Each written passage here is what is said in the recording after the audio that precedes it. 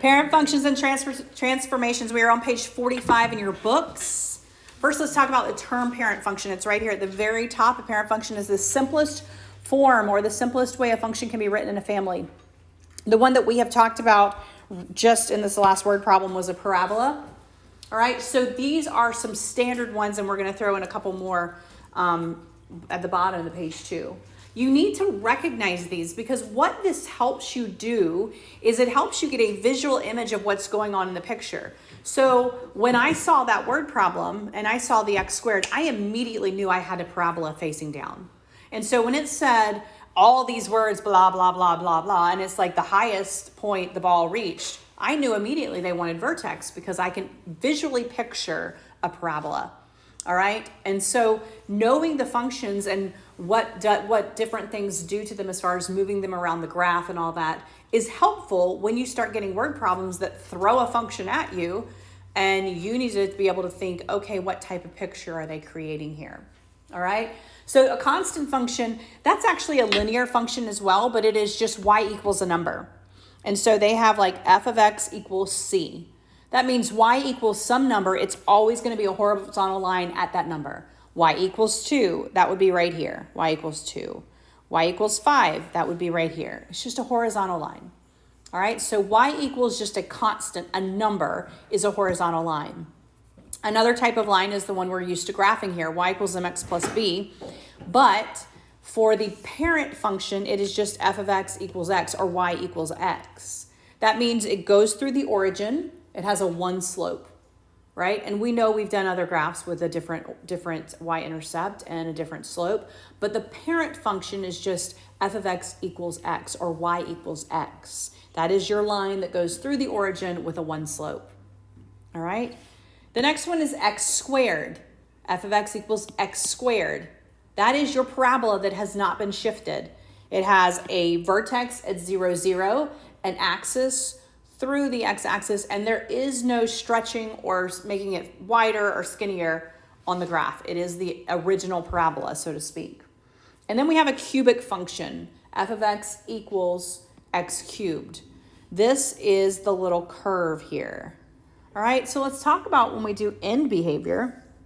All right, end behavior says even is going to point same direction. That's what a parabola does. Odd is going to go different directions. That's what your cubic function does. All right. So these are some of your parent function. Constant, y or f of x equals just a number. Identity function, that's your linear graph, y equals x. Quadratic is x squared. Cubic is x cubed. We have a square root function. This is f of x equals the square root of x. This looks like half a parabola turned sideways. You have some limitations on your domain, which makes perfect sense. I cannot put a negative x in there or I would have a negative under a root, okay? Which means I'm also not going to have a negative y because I'm not going to have the square root of something equaling a negative number. Now, when we start transforming these and translating them around the graph, they can move around the graph because I could take this and subtract a number from it. That would shift it. Or I can put a negative in front of it and that might flip it upside down, okay? But my parent function looks like this. The next one is the reciprocal function, 1 over x. 1 over x also makes sense because as I get close to 0, I'm going to get these really teeny fractions like 1 over 100. Well, I want 1 over 100. So actually it makes it get really big. And if it's a negative, it makes it get really small. And so your reciprocal function will always look like this, where you have this line or discontinuity in it that cannot be removed, right? This is discontinuous at x equals 0. I can't take it out, so it should be an infinite limit. And you can see that it is an infinite limit here.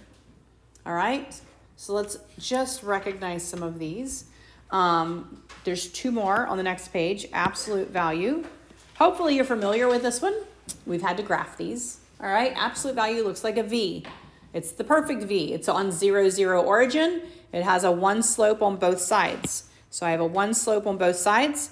Just the absolute value of x is my parent function here. You'll notice that this is really a combination or a piecewise function of 2 linears. We have the line with negative x and the line with positive x, and then we have the limit set here at 0. This is a continuous function, although it's a piecewise, but it is an absolute value.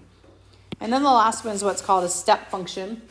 We talked a little bit about step functions when we looked at minimum wage, remember? It goes for a period of time and then it jumps to a new value. So these are like a bunch of little tiny constant functions put together. That's what a step function is. All right, let's look at translations. So top of page 47. All of these graphs can be moved.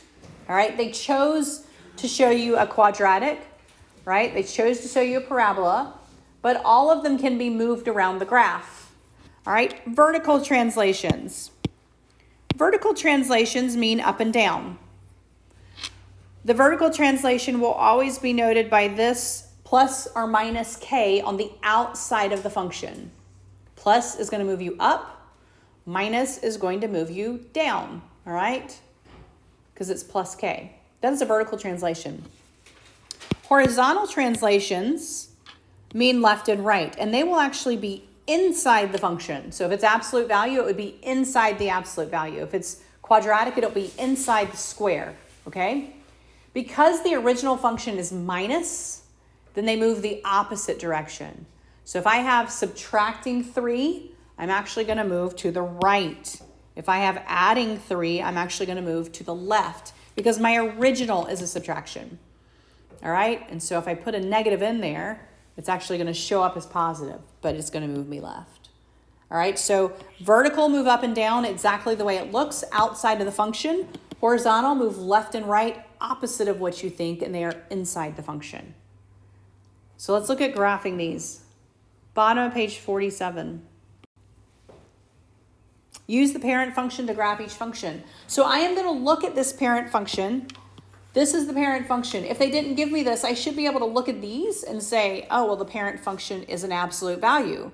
My absolute value parent function looks just like this. It's a V, right? So they just want me to move it however it tells me to move. This first one, it is outside of the function. Is that up or down or left and right? Yeah, it's up and down, and it's a positive 4, so it's actually going to go up here. My slope is the same. I'm actually going to move the exact parent function exactly the same way they wanted me to move it before, and I'm going to graph that as a V right here. All right, so up 4. What about the next one?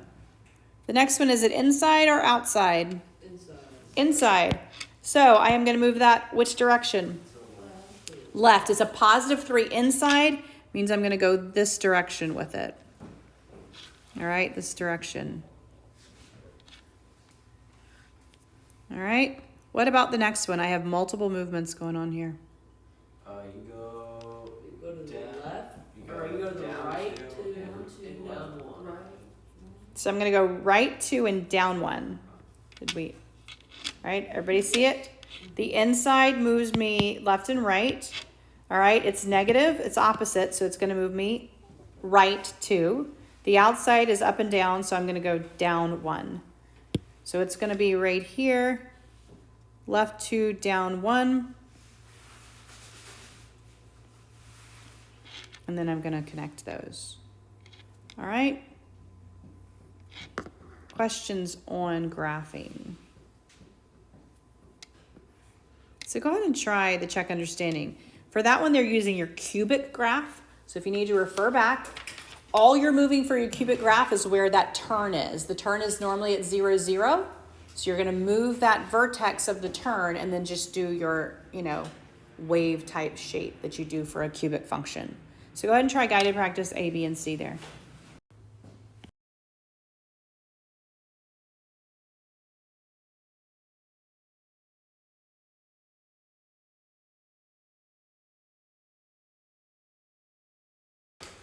So not only can you move them, you can reflect them, all right?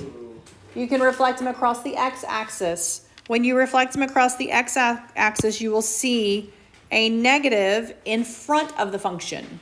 A negative in front of the function. This will flip it across the x-axis. If you're reflecting across the y-axis, the negative will be inside the function. Inside the function. The one that they give us is actually I think the example that they give us is a parabola. And so a parabola is hard because your reflections might not be as noticeable. You'll typically, though, see this reflection more than the y reflection.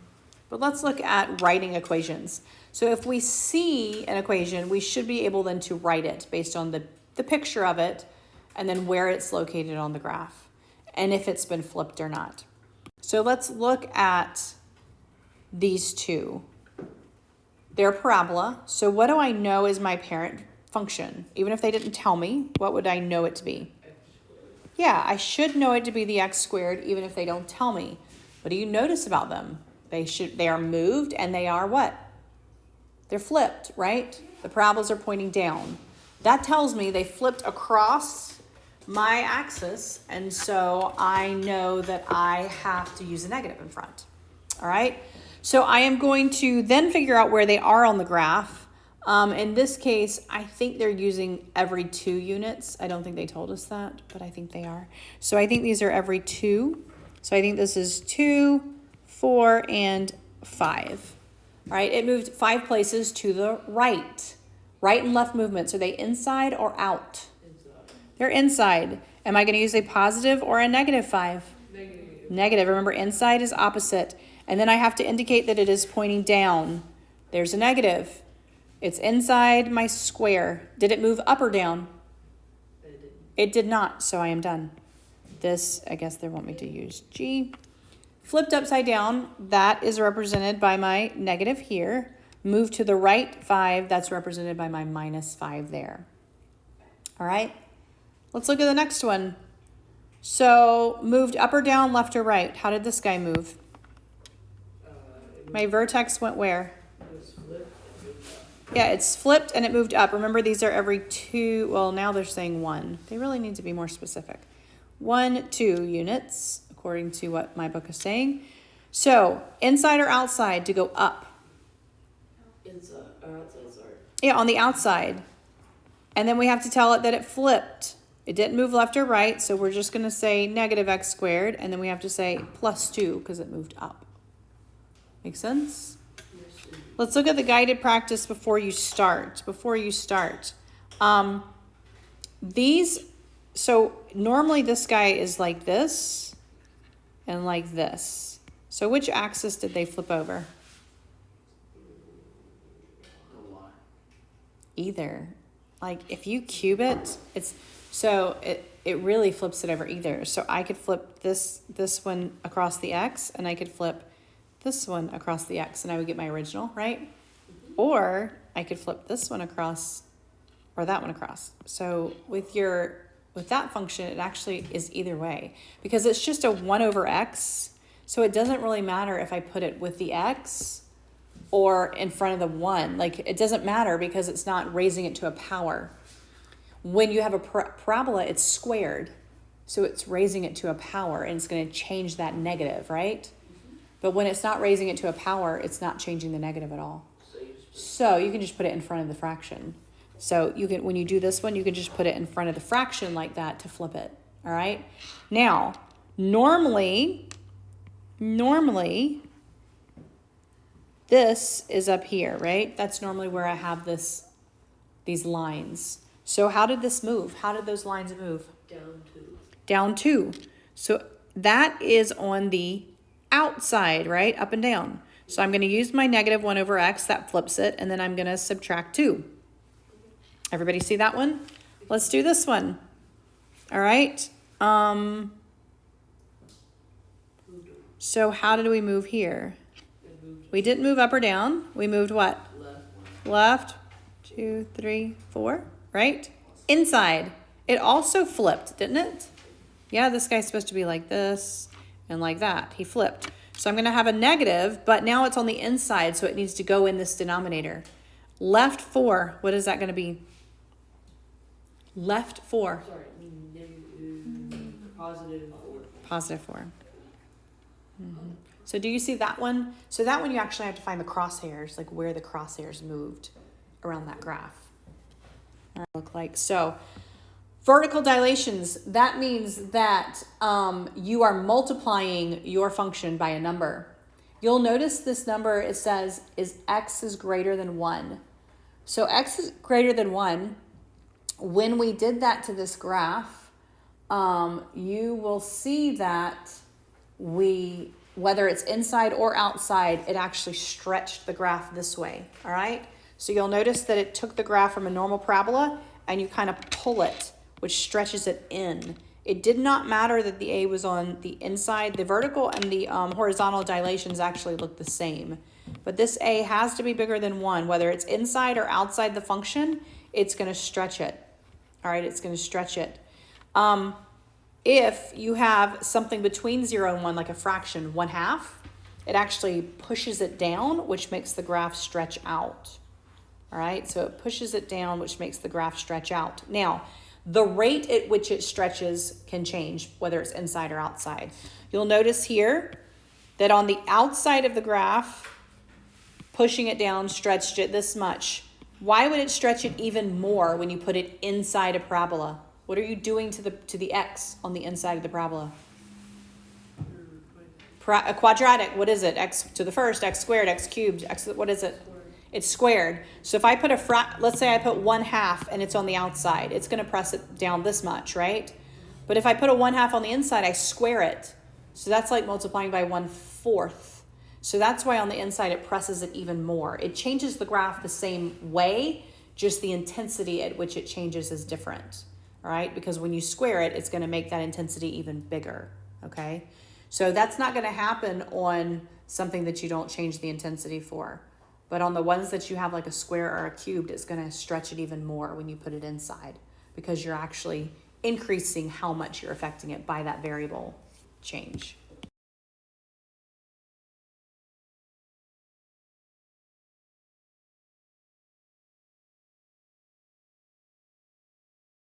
Let's look at piecewise functions. So piecewise functions, they lay out the domain, okay? So you are going to go from, in this case, you're going to go from a quadratic, which is a parabola, to a constant function, which is a horizontal line, to a cubic function, which is this little curve, right? Okay? And so sometimes it's easiest to draw them and then to go back and say, where do I stop that graph? Okay? So let's look at the first one, drawing a piecewise. All right? So we have the parabola 3x squared. Is it shifted left, right, up, or down on the graph? Is it shifted anywhere on the graph? No, it's multiplied by a whole number, so it's going to be a skinny parabola, right? But it hasn't shifted anywhere. So that parabola, when x is less than -1, so that parabola is actually going to look like this. He's going to be a skinny parabola, right? He's pointing up, okay? But that's only going to happen from where? From -infinity all the way up to -1, right? Does that make sense? You can figure out the exact point of -1. -1 is exactly at 3. So all the way to here. So that means after that value, you don't have a parabola. So, oops, let's make it a little bit smaller. After that value, you don't have this parabola, okay? He's gone because it said only to -1. Everybody see that? So I drew that parabola up to -1 and I'm stopping. All right, so I'm stopping this graph right here at -1. Now, from -1 until +4, so from -1 to +4, I have a constant function, And I want to point out too, by the way, that when I draw this point right here, if it's going to let me draw it, when I draw this point right here, I need an open circle, right? Because it's just less than, all right? Then from -1 to +4, I have a constant function. Constant, it's always going to equal -1. So it's always going to equal -1, inclusive, right? Inclusive. We have or equal to down here. So it's always going to be -1.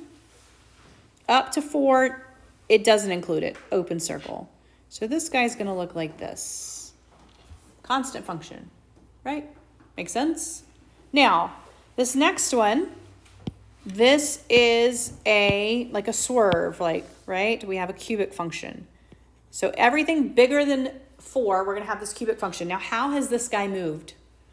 This cubic function has gone where? Right 5 and up 2, okay? So I go right 5 and up 2, and I'm going to have this little curve going on, right? And so I'm going to kind of visually get this going on so I can see what's happening here. Okay, that's what it's going to look like, right? Everybody agree? All right, so, but it doesn't happen prior to 4. So I'm going to get rid of everything before 4. So I'm going to get rid of all of this and all of this. That was just my visual picture. It includes 4. So I'm going to put a closed circle at 4. Does everybody see that? There really wouldn't be a point at 5, 2, would there? No. That's just my vertex of that. So yeah, there is a point because it's part of the graph. That was just, you could leave it there because that's included in the graph. Gotcha. So if they asked what it equaled at 7, you would have to use this guy right here because this doesn't have anything at 7. 7's not part of this constant function graph. Okay, so that's why you would have to put it in this piece because that's where the domain is for that piece of it. That's why these are called piecewise functions. They're pieces of different functions.